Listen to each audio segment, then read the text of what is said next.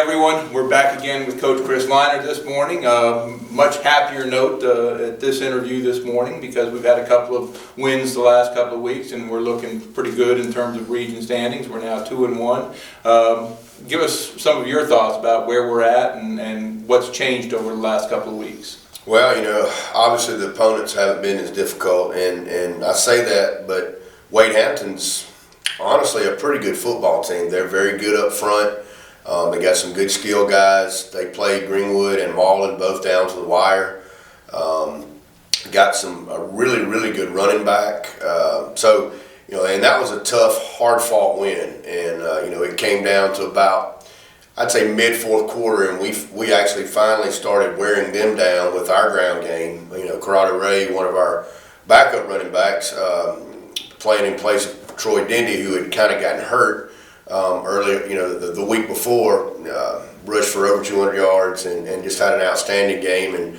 And now we've got another great luxury to have. We've got an opportunity to try and get both backs on the field at the same time or share the workload because Dwayne Martin, who was our backup running back, has been out for the last several weeks. And so that was nice to see some guys step up when some of their teammates had gone down with injury, and so that was really, really good. And that's the thing, we've kept plugging and we've gotten better every day.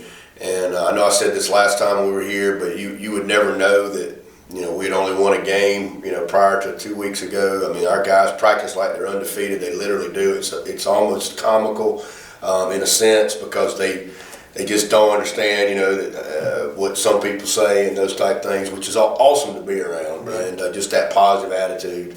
And and I think that comes from our coaches are that way, and they don't let them be that way, and so that's been fun. And then we flipped to Riverside and this past week and had another good win. Riverside had averaged 20-something points a game against some good teams, and they had scored 24 against Malden and some other teams, and we were able to shut them out. So, defensively, that was a huge boost of confidence for us there. And we got Troy back. He was able to play again and had over 100 yards.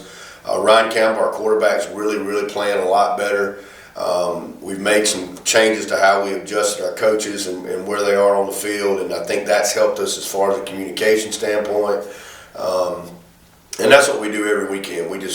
What can we do? What little wrinkle can we do that's going to make us better moving forward, and that's year to year because every group's different. So, but it's been exciting the last couple of weeks. To get a couple, especially the last 2 weeks, both of them being at home.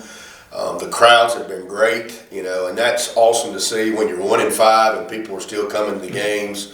That's very, very positive, and I think our kids really appreciate that. And that's again, that's what it's all about. It's about our players. I tell our coaches that all the time. Let's do our very best job of making sure these guys have the best experience possible, and they've done an awesome job of that. And we've got a great staff, and we're very blessed beyond what most people understand to have the people we have.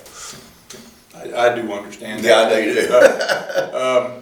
do. I noticed this past week that we were actually using Ryan Campbell in the running game intentionally. Is that something we're looking to continue to do? We are, and we've only got 2 varsity quarterbacks, and sometimes early in the year you're a little more hesitant to make him a huge part of the running game because then now you're down to 1, and then you're down to, oh crap, what we going to do next? And so we've been a little more, maybe more hesitant than we should have been. I think if he's a junior, senior guy, then you don't worry about it as much. But, Ryan, his dad still has to come get him at night. He can't even drive at night. And so, we kid about that sometimes, me and his dad do. But he's still young. And, to put that amount of pressure on him at that age is, once a quarterback loses their confidence, it's really, really, really hard to get it back. Right. And that's any position, but especially that one in place kicker. Right. So, but yeah, we're planning on using him a lot more. Ryan is extremely fast. Ryan ran a 4.6 when we timed 40s in July, and so especially straight ahead like sweeps and those type runs where he's downhill now, he's very fast, and we just haven't blocked well enough up front against some of the other teams that we played earlier in the year for that to really help us that much. So, but that's something we're definitely going to use moving forward. I have seen some improvement in line play, both on the offensive and defensive side of the ball. You want to talk about that a little bit? I think, again, part of that is all of our defensive linemen that we've started this year, with the exception of one, are underclassmen, and that was the place. We didn't have a single starter back on our defensive front, and that's rare, but all of our starters last year were seniors. And offensively, we had 3 back, but one of them had not played football since 10th grade because of injuries. So really we only had 2 that had played a significant amount of reps. So, I think that's just been, part of the maturation process is just getting game reps. And, it's one thing in practice. I think that's, again, you watch us practice and it looks beautiful. But to try to simulate the speed of the game, when the lights are on Friday night, especially against, the teams we play, is almost impossible to do, unless you just go ones-on-ones all the time.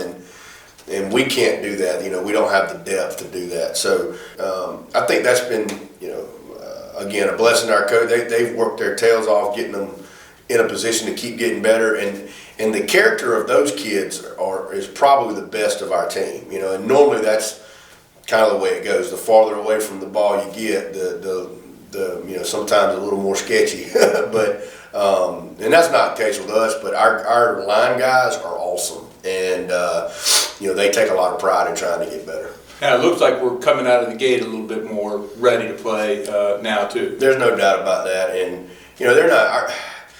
When we were growing up with no internet, and we didn't know who Spartanburg was, we didn't know who Bowling Springs was, and because the only thing you knew about them was what you read in the paper on Saturday mornings, and there was no access. But now these kids know who every player on every team is, and I think sometimes that can be a little daunting for a 15-year-old when they read that this guy's been offered by Michigan and they're going to have to face them on Friday night.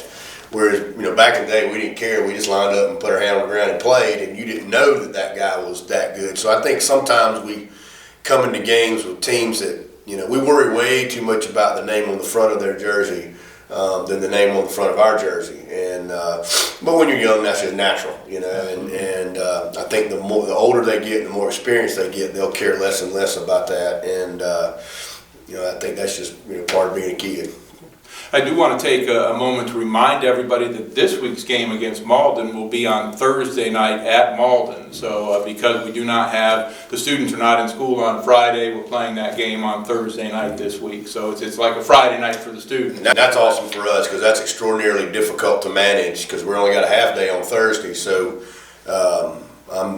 we're grateful that even though it's harder to get prepared, it's a lot easier from a setup standpoint over those last 2 days of the week, trying to, make sure kids are here and those type of things. So I'm glad we're playing on Thursday this week, honestly. You want to talk a little bit about the Malden game and what you're expecting in that Sure. game? They're very good up front. They're physical up front. They had a 21-play drive against Greenwood a couple weeks ago. It just stands out to me. That's really hard to do in high school football. That's kind of what they try to do. They got an athletic quarterback, but they try to beat you up front and just, make you submit to their will, sort of. And defensively, they got some really good football players. They got a really good defensive lineman, number 7. They got a really good linebacker, number 44, that are excellent football players. They got a lot of starters back from last year defensively, not as many back offensively. Their quarterback was a part-time starter. He's extraordinarily athletic. He looks a lot like Ryan does, but really quick. Kind of like the kid from Chapman, not as good a thrower, but a really, really good runner. And they got a couple good backs and a couple good receivers. So, it's a good matchup for us. They're probably, a little bit better than we are in the trenches, but I think we're a little bit better than they are on the back half. So I think it should be a really good game. I mean, we're excited about it. We feel like we've gotten better, and now let's see how much better we've gotten against a really good team. Well, with only 2 games left in the regular season, this is really crunch time for the players. Are they up to the task? Oh, we think so, and they're excited about it. And they know we've made the playoffs now, which is a huge first hurdle. And so, now we're playing for playoff position, and we're married up with the Rock Hill region this year. So that's that's Northwestern, Rock Hill, Fort Mill, and depending, on your finish, we could end up with another home game, for playoffs, which would be huge for our seniors. And that's always an advantage in the playoffs to play at home. But we're not worried about that right now. We're worried about Malden, but we do understand that there are ramifications beyond just what happens Friday night. That's going to be part of the result from Friday night is going to, affect what happens over the next few weeks. So we are conscious of that. I tell them that, and then we just quit talking about it. But they're excited about Friday, and we all are. And especially when you've struggled and now you're starting to do pretty good or pretty well, then you want to get back out there and play again. Again, that game is on Thursday night, and Coach, I really appreciate your being here this morning, and I'm going to give you a break and not bring you back until after the Greenwood game to talk about where we're at that point in time, and we all wish you the best of luck this week, and we hope everything goes the way you want it to go and the way the players want it to go. Appreciate it. Thanks for being here. Thank you. And thanks to all of you for being here once again, and we'll look forward to talking to you again in the near future. Have a great day.